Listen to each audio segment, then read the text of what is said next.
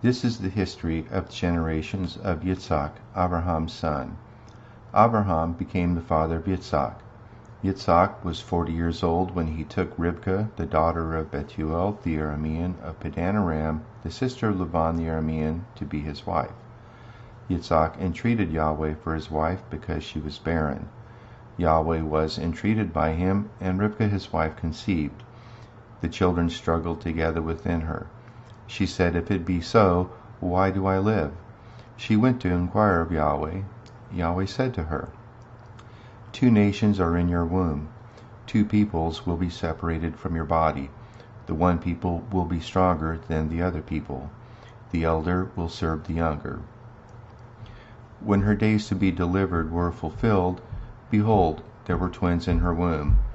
The first came out red all over, like a hairy garment. They named him Esau. After that, his brother came out, and his hand had hold on Esau's heel. He was named Yaakov.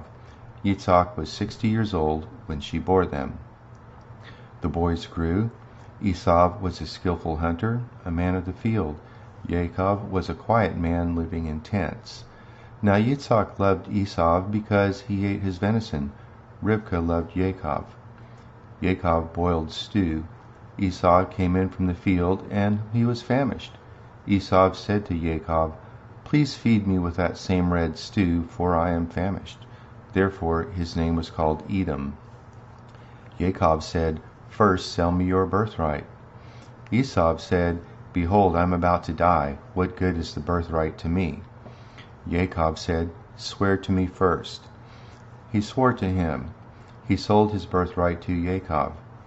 Yaakov gave Esau bread and stew of lentils. He ate and drank, rose up, and went his way. So Esau despised his birthright. There was a famine in the land, besides the first famine that was in the days of Abraham. Yitzhak went to Abimelech, king of the Pelishtim, to Gerar.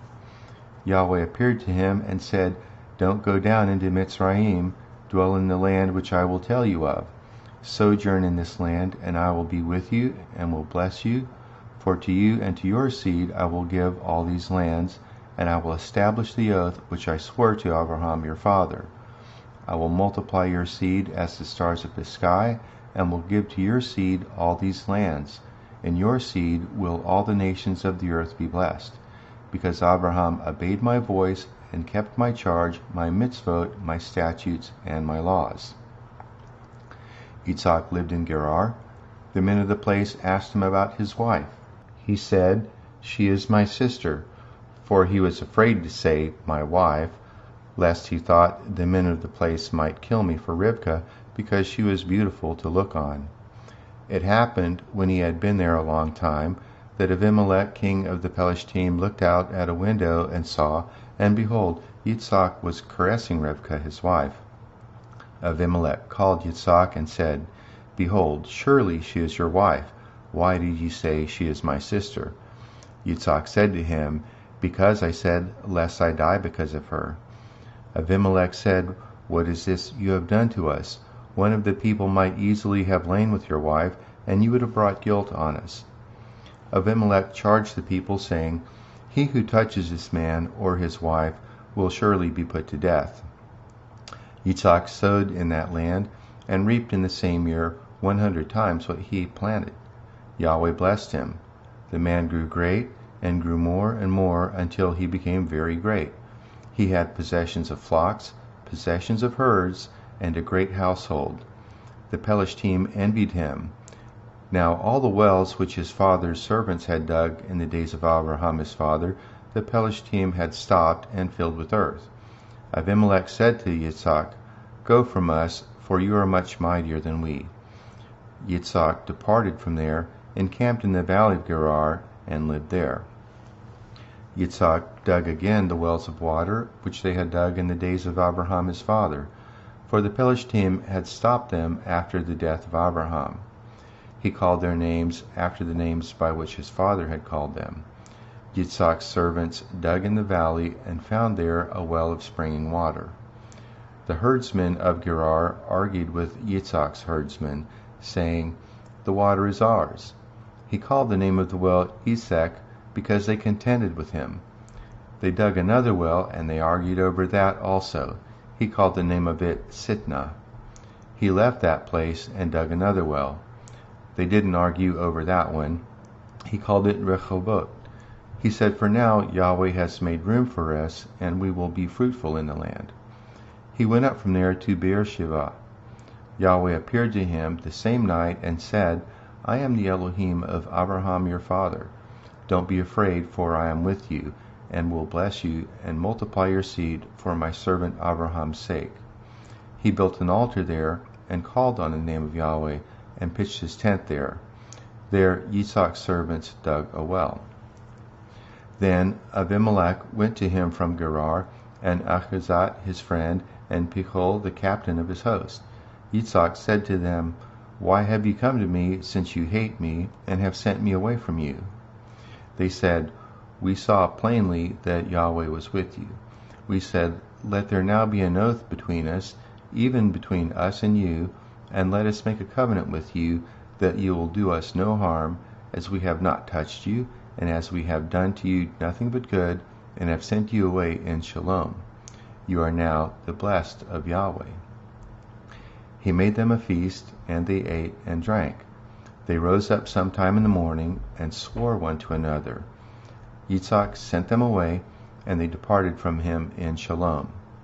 It happened the same day that Yitzhak's servants came and told him concerning the well which they had dug, and said to him, "We have found water." He called it Sheba. Therefore the name of the city is Beersheba to this day. When Esau was 40 years old, he took his wife Yehudit, the daughter of Beeri the Hittite, and Basemat, the daughter of Elon the Hittite. They grieved Yitzhak and Rivka's spirits. It happened that when Yitzhak was old, and his eyes were dim, so that he could not see, he called Esau his elder son, and said to him, "My son?" And he said to him, "Here I am." He said, "See now, I am old, I don't know the day of my death. Now therefore, please take your weapons, your quiver and your bow, and go out to the field and take me venison.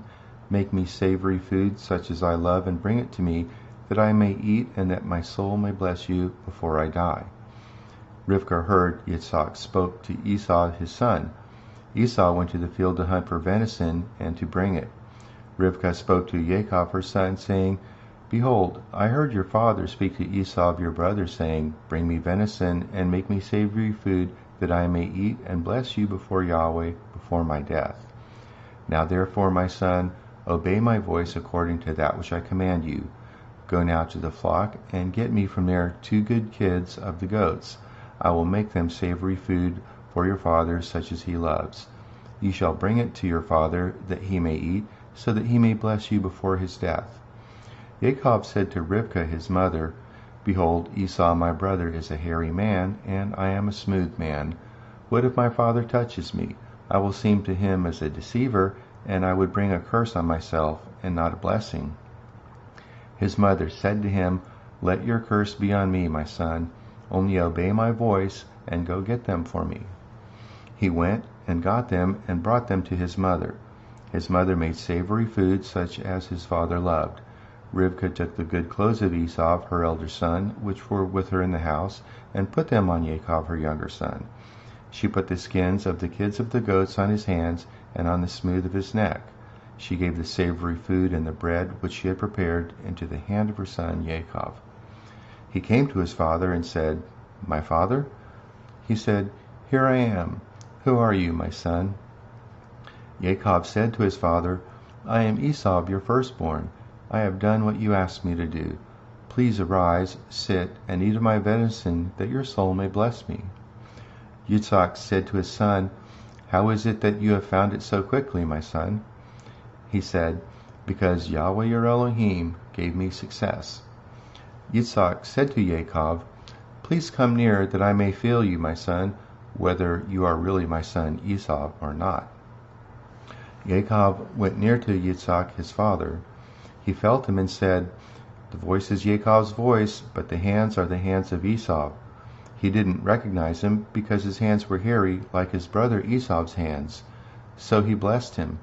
He said, "Are you really my son Esau?" He said, "I am." He said, "Bring it near to me, and I will eat of my son's venison, that my soul may bless you." He brought it near to him, and he ate. He brought him wine, and he drank. His father Yitzhak said to him, "Come near now and kiss me, my son." He came near and kissed him. He smelled the smell of his clothing, and blessed him, and said, "Behold, the smell of my son is as the smell of a field which Yahweh has blessed. Elohim give you of the dew of the sky, of the fatness of the earth, and plenty of grain and new wine. Let peoples serve you, nations bow down to you. Be lord over your brothers. Let your mother's sons bow down to you. Cursed be everyone who curses you, blessed be everyone who blesses you." It happened as soon as Yitzhak had made an end of blessing Yaakov, and Yaakov had just gone out from the presence of Yitzhak his father, that Esau his brother came in from hunting. He also made savory food and brought it to his father. He said to his father, "Let my father arise and eat of his son's venison, that your soul may bless me." Yitzhak his father said to him, "Who are you?" He said, "I am your son, your firstborn, Esau." Yitzhak trembled violently and said, "Who then is he who has taken venison and brought it to me? And I have eaten of all before you came, and have blessed him. Yes, he will be blessed." When Esau heard the words of his father, he cried with an exceeding great and bitter cry, and said to his father, "Bless me, even me also, my father." He said, "Your brother came with deceit and has taken away your blessing." He said, "Isn't he rightly named Yaakov? For he has supplanted me these 2 times. He took away my birthright. See, now he has taken away my blessing." He said, "Haven't you reserved a blessing for me?" Yitzhak answered Esau, "Behold, I have made him your lord, and all his brothers have I given to him for servants. With grain and new wine have I sustained him. What then will I do for you, my son?" Esau said to his father, "Have you but one blessing, my father? Bless me, even me also, my father." Esau lifted up his voice and wept. Yitzhak his father answered him, "Behold, of the fatness of the earth will be your dwelling, and of the dew of the sky from above. By your sword will you live, and you will serve your brother. It will happen, when you will break loose, that ye shall shake his yoke from off your neck." Esau hated Yaakov because of the blessing with which his father blessed him. Esau said in his heart, "The days of mourning for my father are at hand. Then I will kill my brother Yaakov." The words of Esau, her elder son, were told to Rivkah. She sent and called Yaakov her younger son, and said to him, "Behold, your brother Esau comforts himself about you by planning to kill you. Now therefore, my son, obey my voice. Arise, flee to Lavan my brother in Haran. Stay with him a few days until your brother's fury turns away, until your brother's anger turn away from you, and he forgets what you have done to him. Then I will send and get you from there. Why should I be bereaved of you both in one day?" Rivkah said to Yitzhak, "I am weary of my life because of the daughters of Het. If Yaakov takes a wife of the daughters of Het, such as these, of the daughters of the land, what good will my life do me?" Yitzhak called Yaakov, blessed him, and commanded him, "You shall not take a wife of the daughters of Canaan. Arise, go to Padan Aram, to the house of Bethuel, your mother's father. Take a wife from there, from the daughters of Lavan, your mother's brother.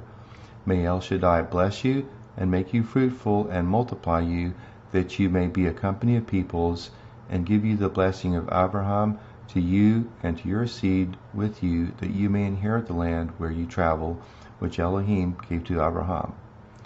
Yitzhak sent to Yaakov away. He went to Padan Aram to Lavan, son of Bethuel the Aramean, Rivkah's brother, Yaakov's and Esau's mother. Now Esau saw that Yitzhak had blessed Yaakov, and sent him away to Padan Aram to take him a wife from there, and that as he blessed him, he gave him a charge, saying, "You shall not take a wife of the daughters of Canaan." And that Yaakov obeyed his father and his mother, and was gone to Padan Aram. Esau saw that the daughters of Canaan didn't please Yitzhak his father. Esau went to Ishmael and took besides the wives that he had, Machalat the daughter of Ishmael, Abraham's son, the sister of Nebaioth, to be his wife.